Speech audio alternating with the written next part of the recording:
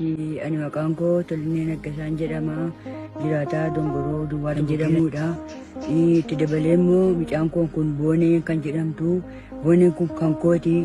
Mucaan kun na duraa miidhamtee miidhama isheen ittiin miidhamtee godda'amtee ani waan hin beeknee fi humna qabaadhee dhaqee barbaaduu hin dandeenye. Ani immoo nama na gargaaru immoo hin qabu. Gargaartuun koo isheedha. Dhukkuba irrattis, daara irrattis, beela irrattis hundumaa kooti isheen kan na gargaaru isheedha. Amma immoo darbee isheen dhabee erga dhabee booddee immoo uummatichi jiru uummati biyya alaa jiru lubbuu mucaa kootee kana dhugaa ishee naaf falmee lafa isheen geesse lafa isheen taate waa isheetti miidhamte naa baree uummati kun akka na beeksisuun barbaada. Mucaan koo kun bakkeetti goddaamtee miikinaata isheetiin goddaamtee rakkoo isheetiin goddaamtee ani hin beeku. Ammayyuu immoo an bakkee lafaarra ilaalaa jira. Biyya alaattis ta'e Itoophiyaa biyya isheen keessa jiraattus ta'e adaraa garfalateetti kennadhee lubbuu mucaa kootii deemaa naaf falmaa adaraa. Akkuma geessan harmee Boonee baay'ee tokko garaa nama nyaatu. Sagalee isaanii yookaas viidiyoo isaanii waraabanii fidanii jiranii maaliif namoonni baay'een akkaawuntii sobaaf bananiitu haa Boonee fakkeessanii waan olii gadi namoonni wanti jedhaniif akkas godhanii baay'een keessan haa Booneetiin mucaan kee kaleessa duute ati garuu har'ammoo waa'ee akkasii odeessitaa waa'ee rakkina odeessa kajee koomentii barreesses hin jira. Ani namoonni akkasii bakka itti alatti rabbiin haa beeku safuu waan jedhamu naannoo keessan hin jiru naaf fakkaata. Harmeen keenya kun amma waan jedhan waan nama gammachiisu yookaas immoo wanti hin jenne isaan amma kan isaan jedhan akkamitti mucaan isaanii kan du'ote hin beeku mucaan kiyya akkamitti akka duute hin beekudha kan isaan jedhanii malee kana na gargaaraa sana na gargaaraa siniin jechuuf miti. Dhugaa dubbachuuf gaafa of ajjeesuuf jennu harmee akkasiifaa yoo mana qabaanne of ajjeesuun baay'ee tokko ulfaata. Harmee akkasii dadhabduu mucaan koo na gargaarti mucaan koo naaf jettee jireenya ishee dhiiftee gaafa jennee nama harmee akkasii yeroo of biraa qabaannu of ajjeesuu miti. Du'umti osoo nutti dhufeeyyuu osoo baqannee gaariidha jedhee yaada dhugaa dubbachuufi maaliif harmee akkasii qabaachuu jechuun haadha sanallee deebisnee dararuu jechuudha. Fakkeenyaaf Booneen amma obbaafattee jirti gar tokkotti ciiftee jirti wanti haganatti nama cinqu hin jiru garuu kadu'eef bo'uun hin barbaachisu. Ka jirutu nama guba jechuudha umurii guutuu. Dhugaa rabbi haadha akkasii osoo qabdu Booneen haadha dulloomtu akkasii osoo qabdu guyyaa tokko harmee koo rakkate harmee koo mana naa ijaara harmee koo akkasii sana osoo hin jedhin addunyaa kanarraa dabarsee jechuudha. Osoo haadha ishee gargaartu akkanatti dhugaa dubbachuuf harmee Boonee ilaalee baay'ee takka dhagahame dhugaa rabbi du'a Boonee caalaayyuu harmee ishee argu baay'ee mata garaa na yaatte haati akkatti akka nama guddistu isuma beekutu beeka. Irra caalaan keessa waa'ee abbaa beektanii an dhugaa dubbachuuf waa'ee abbaan beeku waa'ee haadhaa garuu baay'ee takka garaa na yaata. Na harmee Boonee kana warri gargaartan hedduu galatooma isiniin jechuu barbaada. Mucaa koollee gumaa ishee fi akkatti isheen duute naaf baasa. Ani humna hin qabu warri humna qabdan na gargaaraa jedhanii jiranii dhugumatti dhugaan Boonee akkuma durayyuu isinii jedhe dhugaa dubbachuuf yoo akka amma deemtan kanatti yoo har'uma girristanii bor dhaabbachuu baattan dhugaan Boonee maaliif akka isheen duute maal taate akka isheen duute maaliif akka isheen of ajjeeste duraan abbaa manaa ishee gidduu maaltu akka jiru namni tokko wal fuudheetumaaf manatti wal galshateema baqa wal jaalala jedheetumaaf mana keessa immoo jaalala abuu danda'a jechuudha. Kanaaf abbaa manaa ishee akkas haa ta'u haa du'u maal jechuu keessaniin dura maal akka inni ta'e maaliif akka inni intala kana akkamitti akka isheen duute abbaan manaa ishee hin beeka. Dhugaa rabbi isinitti hima. Maaltu duraan gidduu isaanii akka jiru maaliif akka isheen of ajjeesuuf kaate namni tokko lafumaa ka'eef hin ajjeesu beeki. Namni tokko ka cinqamaa ture gaafa addunyaan isatti dukkanooftee baqa garatti deebu gaafa wallaalu of ajjeesa. Namni si bira jiru immoo abbaa manaa kee miti ollaan keeyyuu hin beeka jechuudha waan akkasii ollaan kee hin beeka. Mucaan kun yeroo baay'ee Boonee bakka itti kaasee anaaf waaqatu beeka. Boonee nama akkasii turte jedha haa ta'uuti boonee bakka fe'eeyyuu haa kaasu bakka kaasu sanaa ta'e haa galatoom bakka kaasee garuu akkuma seenaa ishee duratti illee nuu fide ammas maal taate akka isheen duute maaliif akka isheen of ajjeeste hin beekaa jechuudha gadi fageenyaan sinii galee kanaafuu gumaa boonee illee harmee ishee ilaaltanii harmaa borbichaa girristanii dhiisurraa gumaan ishee akka bahu osoo gootanii gaariidha jedhee yaada.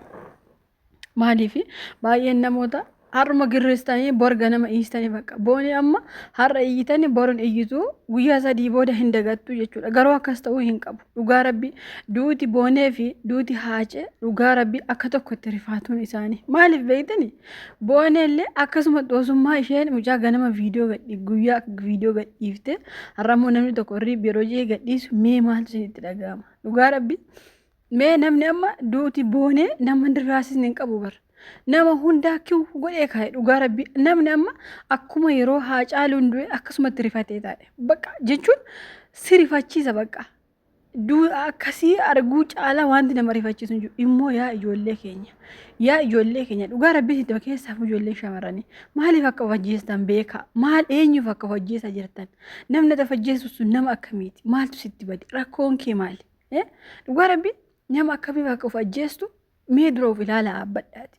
Baay'een keessan immoo gaafummaa nama jaalattan an dhugaa rabbi isinitti nama jaalattan taanan ansi malee hin jiraadhu hin jeena maaliif beektanii mataarra isin ba'a jechuun amma bara kana keessa dubartiitu taaggalee jiraachuu jira dhugaa rabbi isiniin jedha kan mana ijaaru kan waan feeguu biyya keessallee yoo jiraatte miidiyaa adda addaa fayyadamte namni jireenya ofii fooyyeffachaa jiru dubartiidha jechuudha. Kanaafuu ati of taatee jiraachaa jirta waan ta'eef eenyuuf jettanii akka of ajjeessan adda baafadhaa.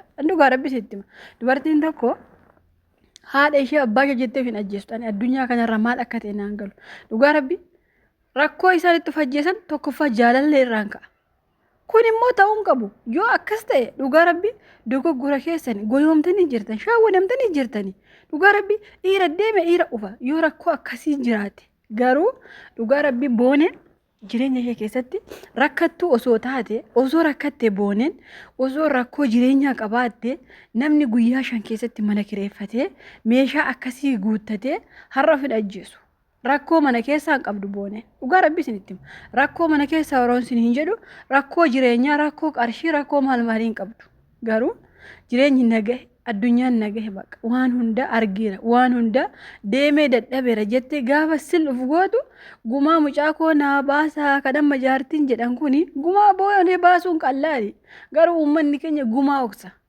gumaa nama oksuun gashitan gumaa yoo osuma gumaa agartanii osuma beektanii namni sun maaliif akka du'e osuma beektanii calliftu gumaa baasuuf jechuudha. Ani maal akka ta'e beeku dhugaa rabbii baay'een keessan gumaa namaa baasuuf keessaafuu nuti Oromoon osummaa beeknu callifna. Osummaa beeknu osummaa nama sana maal ta'e akka du'e maal ta'e namni sun akka of ajjeese akkamittiin akka maal ta'e osummaa beeknu gumaa nama sanaa baasuu callifnaa jechuudha. Kuni aadaa nuu ta'ee jira dhugaa rabbii. እና ቦኔን ዱንሸ ሰበቢ eenyuutiin akka ta'e hundi keessan hin beektu har'a bor keessa deddeebame himachuun dubbachuun hin barbaachisu garuu harmeen dhugaa isaaniiti gumaa mucaa isaanii barbaadu akka uni har'a waan tokko miidiyuma kana irratti iyyuu booneen akkamitti akka viidiyoo waraabdu akka maalti akka nuti beeknu harmeen sun hin beekanii jechuudha silii galee harmeen sun waan beekan hin qabani hamma uni beeknu iyyuu miidiyaa kana irratti harmeen immoo waan beekan hin qabanii jechuudha ani dhugaa rabbii I don't know harmee ishee yeroo arge addunyaa natti dukkanaa'e dhugaa rabbii maaliif beektani booneen haadha ishee jiraachuu iftee bara haadha ofiif jiraachuu qabdani bakka haadha keessaniif jiraadha bakka haadha ergi qabaattani haadha duutuu akkasii ergi qabaattani eehuuf jettanii of ajjeestan an dhugaa rabbii ta'e jechuun of ajjeesuu booneen kun I don't know na hagaluu diti dhugaa rabbii hunda keessanitti abjuu ta'e hin beeka nama hundatti abjuu ta'e dhugaa rabbii anamma har'ama bor viidiyoo hojjetti duuma ishee kanallee har'ama bor as baate piraankii jetti jedhee eegaa jira yoo na amantanis amanu baate dhugaa rabbii garuu isheen uguma duute jirti uguma duute owwaalamte jirti ani garuu haga ammatti of amansiisa jedhee bakka namoota na bira jiran ijoollee yeroo haasa orootti daawwalu booneen uguma duute jedha osummaa owwaalamuu ishee arguu amanuu dadhabe akkummaa guyyaa gaafa Haacaaluu guyyaa natti dukkanaa'e amanuu dadhabe sana booneellee amanuu dadhabe dhugaa rabbii gaafa waa'ee du'a ishee dhageessana takkaa gadi taa'ee takkaa ol ka'ee waan fuudhee waan godhu wallahi uummata hundumatti abjuu taate booneen abjuu nuti taate hafte. Kanaafuu jaartiin gumaa mucaa koo naaf baasaa dhiiga mucaa koo naaf barbaada jechuun isaanii dhugaa isaaniiti. Haga tokko mucaan kun yeroo viidiyoo waraabduyyuu hagamitti akka isheen juusii kana yookaan abbaa manaa ishee kadhattee viidiyoo waraabdu harmeen ishee waan beekan tokkollee hin qaban sii galee.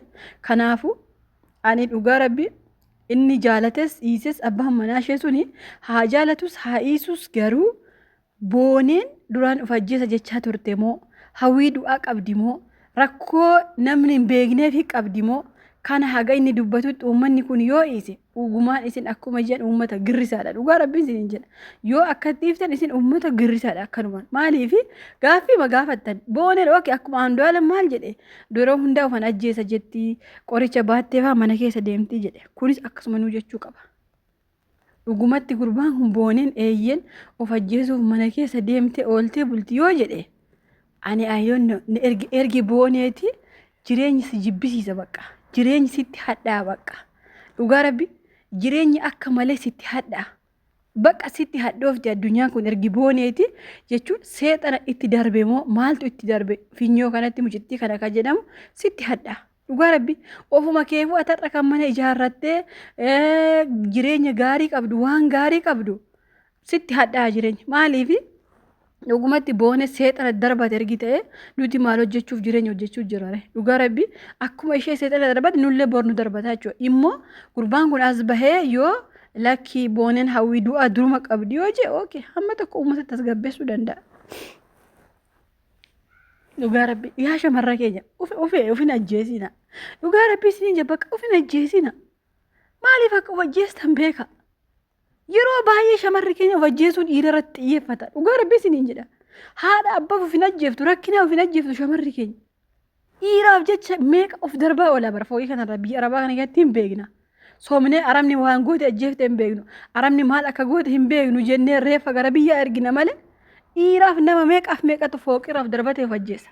Sinii galee otoo haadha dadhabduu akkasii caccabduu manaa qabdanii rakkoon isaa finyaaniin si hagatu ofin ajjeesina baqa.